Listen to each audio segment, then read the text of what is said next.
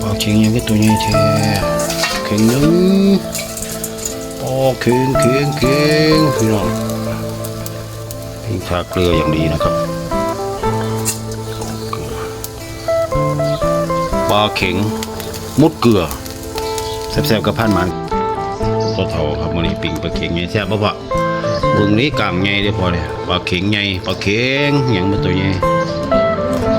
กับตำหมักทั่วแซ่บๆลงกันครับผมยินของหัวบ้ายินปลาหัวน้องเลยครับพี่น้องเลยแซ่บหลายแซ่บปะกินจะเกล็ดมันตัวนี้ไม่เอาแกะเราได้เลย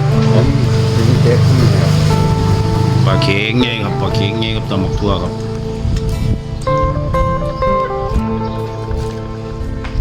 เกล็ดตัวนี้จำน้ำมาเลยพอเอาให้ย่ายหรือเปล่าเด้อพี่น้อง